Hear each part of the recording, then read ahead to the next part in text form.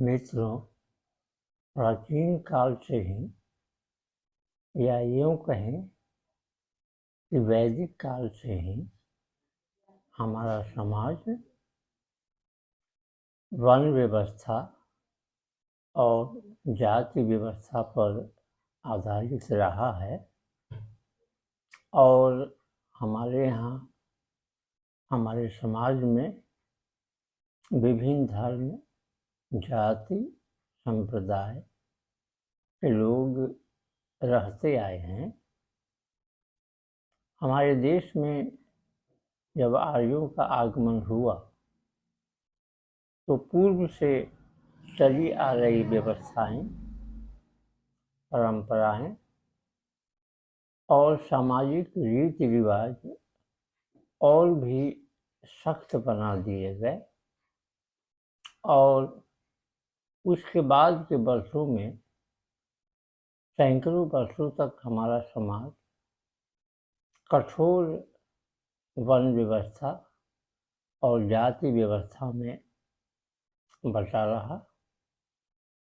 कालक्रम से हर जाति, हर धर्म, हर संप्रदाय के अपने अपने दबाव समूह या हित समूह बनने लगे और उन्होंने शासक पर अपने हितों की रक्षा के लिए, उनको बढ़ावा देने के लिए तरह तरह से दबाव डालने लगे।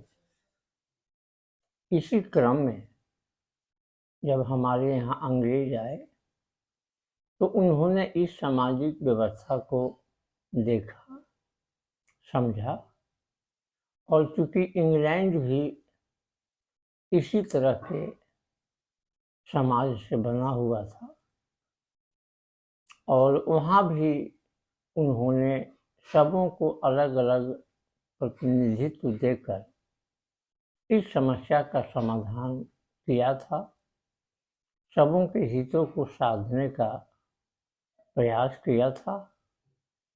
वही प्रयोग उनके द्वारा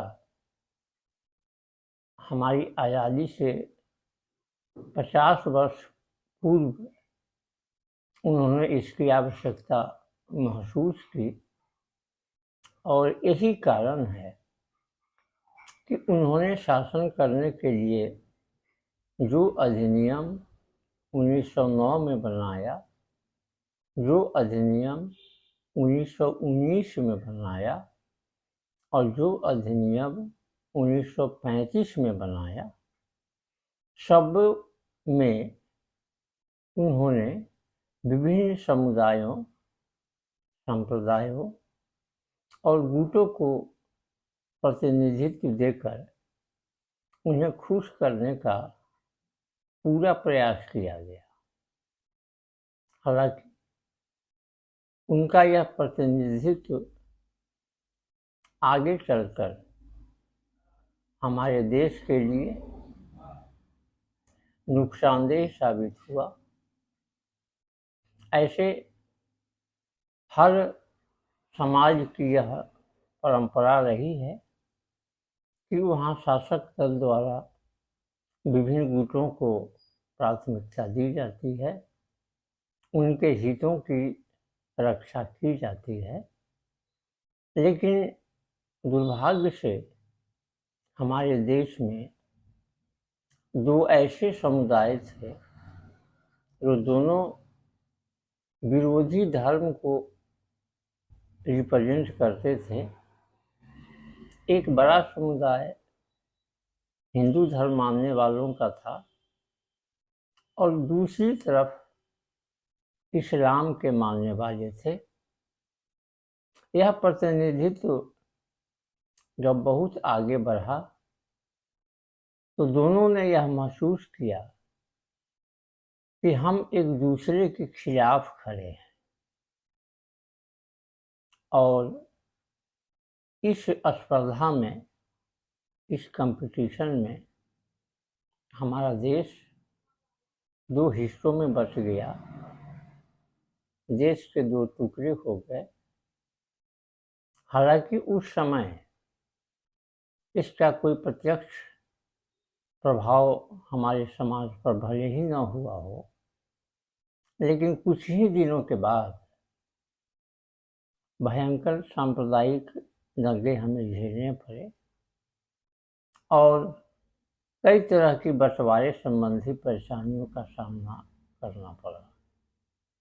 पाकिस्तान 14 अगस्त 1947 को अस्तित्व में तो आ गया, लेकिन आज भी दोनों के बीच जो वैमनस्यता है, स्पर्धा तो अब हम नहीं कर सकते, क्योंकि भारत पाकिस्तान की तुलना में बहुत आगे बढ़ गया। लेकिन जो वैमनस्यता है, जो ईर्ष्या है, उसके मूल में अभी भी वही भावनाएं काम कर रही हैं, जिन भावनाओं को उभार कर और जिनका दुरुपयोग करके इस देश का बंटवारा किया गया था। आज़ादी के बाद भी क्योंकि हमारे यहाँ ब्यूरोक्रेसी पहले वाली ही थी, तो इसलिए करीब 15-20 वर्षों तक समाज का वही रूप, वही ढांचा, वही मूल्य, वही परंपराएं चलती रही। लेकिन खासकर 1965 के बाद हमारे देश में सत्ता का समीकरण बदलने लगा। दबाव समूहों ने अपने काम करने के तरीके बदल दिए। धीरे धीरे उनमें जागरूकता आ गई और जिसका परिणाम यह हुआ कि केंद्र में तो बाद में सत्ता परिवर्तन हुआ, लेकिन राज्यों में परिवर्तन की झलक दिखने लगी और यही आगे चलकर हमारे देश की राजनीति का आधार बनी और फिर हमारे यहाँ गठबंधन की सरकार चलने लगी। अब तो दशक हो गए जब हमारे यहाँ केंद्र में भी और अधिकांश राज्यों में भी गठबंधन की सरकार चल रही है। इसे हमने बहुत कुछ आत्मसात कर लिया है और धीरे धीरे जो इसकी बुराइयां हैं उन्हें भी हम दूर कर रहे हैं।